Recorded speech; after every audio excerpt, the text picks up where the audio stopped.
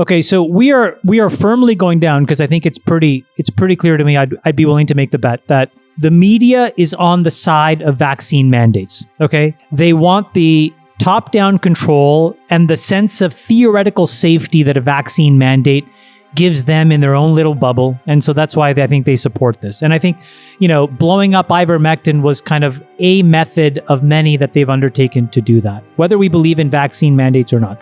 But now it's coming. It's coming in the LA school district. It's, Biden is trying to push this thing through the BLS. This is going to be a very, very big deal. By the way, another insane statistic, just sorry to interrupt, I saw this today. I forgot, someone we know tweeted this. Who wants to guess the ratio of administrators to doctors in the US healthcare system? 300 to 1. Yeah, I saw it 300 to 1. Yeah. 900 to 1 today. Oh my God. And that is up from 5 to 1 in 1970. By the way, think about it. Can I just build on what you said? 900 to 1. Your initial tweet said 300 to 1, and it ended in 2010, right before Obamacare passed. So from 300 to 900 was all Obamacare. Yeah, regulatory catch-up. Zach is shaking his head. Which, by the way, nothing against Obamacare, because I think, coming as a Canadian, I actually believe in subsidized healthcare, and I think the principle of Obamacare was great, but there was one fatal flaw, which is it basically said, okay, you know what? You're capped at the following margin. And the minute that people said, wait a minute, I can only have a 20% gross margin, what do? You just jack up the prices to basically jack up revenue. Because if you can only take 20%, you're going to take 20% of a bigger number than a smaller number. And so it completely burned the incentives for any healthcare company in the United States to do anything other than just basically walk prices up. And it's funny because if you look at the stock prices of these companies, you would have made more money being long United Healthcare than you would have been owning Facebook, Google, any of these other tech companies in the last decade. Crazy stat. When Afghanistan happened, we spent $2 trillion, 2,500 American casualties, 40,000 wounded. And what have we gotten out of it? The Chinese are about to take up residence in Bagram, in our splendid Air Force base. And the Taliban are one of the best equipped armies in the world. That's basically what our $2 trillion got us. And China's going to build a superhighway. Right. By the way, sorry, they're going to extract all did you see the thing where the Taliban were flying around in our helicopters? How did they learn to fly our helicopters? No, it was fake apparently. Yeah, it was fake news. Fake news. Oh, Fake God. news. Don't spread it. They do have more I had Black fake Hawks moral now. outrage then. Apparently the helicopters that were left behind are non-functional, so let's just clear that up. That's not true. Yeah. They have more Black Hawks than any other army in the world except for us. Haven't you seen all the photos of them? They're all decked out in our Taliban? uniforms. It's incredible. Really? Yeah. Oh, yeah. They got our night vision goggles and the whole photos thing. on the internet.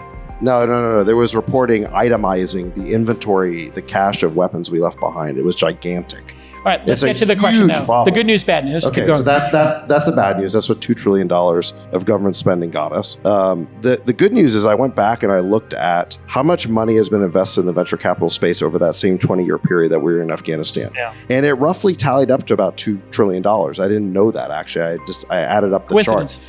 And most of it was in the last 5 years because there's actually been a huge acceleration in the amount of money coming into VC over the last several years. The SoftBanks, the Tigers, and so you've had these Late stage funds. the mega late stage funds. So the truth is, for really way less than I'd say $1 trillion of early stage, like true venture money, we've been able to create the entire technology ecosystem as we see it today. I mean, not entire. I guess go back 20 years. There's 5 years in the late 90s. So the private enterprise system has accomplished so much with relatively so little money. You compare the efficiency of it, you almost wonder, how did we squander so much money in Afghanistan? How is it possible? It took active looting by many different forces to basically squander. I mean, think about every literally had to burn money. Every venture-backed company Google, at every Facebook, stage Tesla, in the last 20 years. Uber, Airbnb. That's how much money we spent in Afghanistan. I mean, how much of that money went to line the pockets of private contractors and, warlords we were paying off? I mean, it was a giant kleptocracy, okay? The CCP is now moving to break up Alipay's business. This is after Jack Ma went on a holiday to learn how to oil paint. Thoughts, Chamath? Well, I think this is sort of like one other step in what we've been talking about for a while, which is that China is basically becoming a completely vertically integrated government where the public and private sector has no real clear delineation. And I think that actually has a lot of implications to us because they export an enormous amount of technology and building blocks to us, and we have no recourse if those guys either change their mind. And this is sort of what pulls us into this next very complicated phase of geopolitics. Because, for example, if they decide to cut us off, they will invade Taiwan. I've said this before, but I think that they will. And we will have no choice except to deploy troops into Taiwan. Because in the absence of the silicon that we need from TSMC and a couple of other manufacturers there, we have zero capability here. This is why you see Intel.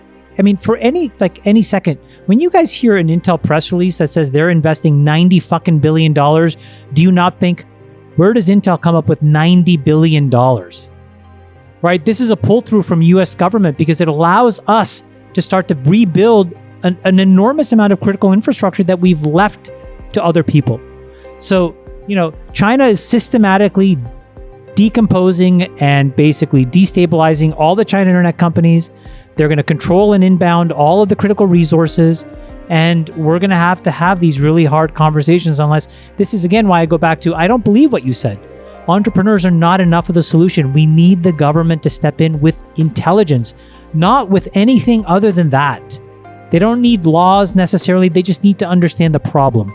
And then or get out of the way in some cases. Or step in and, for example, allow the regulatory capture to be disrupted. But they won't do it because special interests, and by the way, special interests, what do they spend? If you try to donate to a fucking congressman $4,000, $2,500, these people aren't spending $80 million to defend an $80 billion business. They're spending $80,000. And that's why we can't have progress.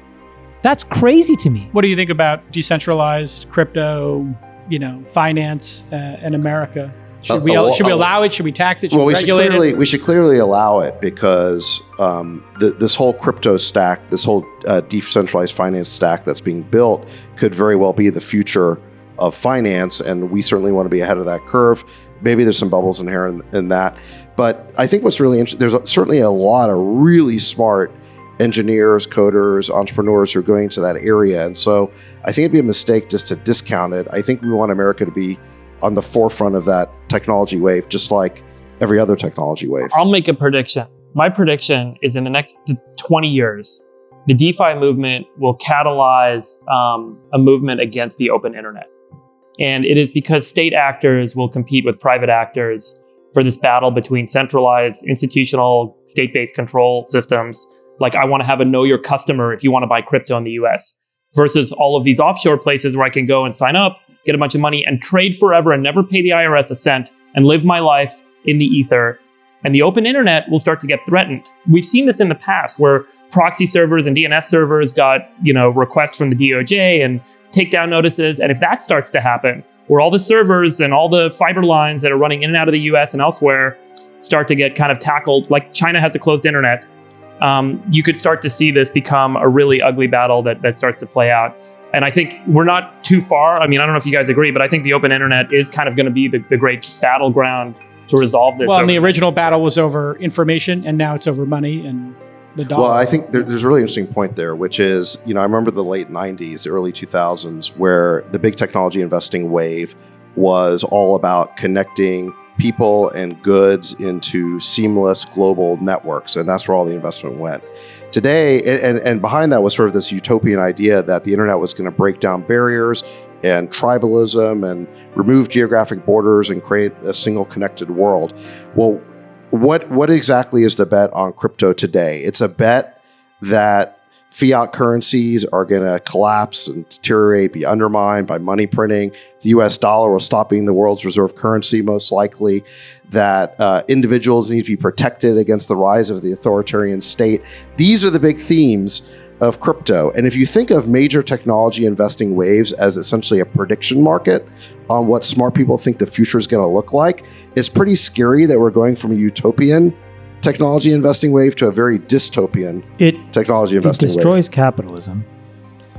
If you think about what capitalism is, it's not just a return on investment, but it's the tonnage of dollars, right? So anyone who's a big investor here, I'll pick out Jan because he's done an incredible job. you're putting more and more dollars in for more and more dollars out. That's the pressure, Brad. These guys are under enormous pressure to get tonnage of dollars through the system in a productive way. And so, these guys are at the forefront. But when you look at, most of the projects on Solana, they're seeded with a few $1 million.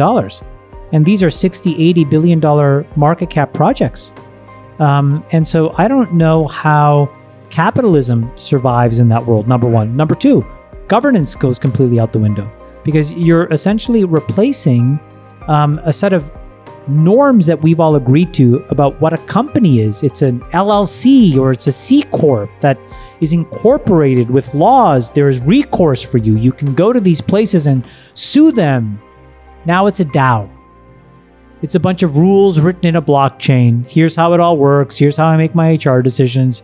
Here's this, here's that, here's the other thing. And then you basically decompose everything into a service where it's recursive. You cannot build with me unless you make yourself buildable to others. Okay. So when you add all these three things together, I think to me, it's the most incredibly positively disruptive force I have seen. I think it will destroy wealth. I frankly couldn't give a fuck. And I think it's better for the world.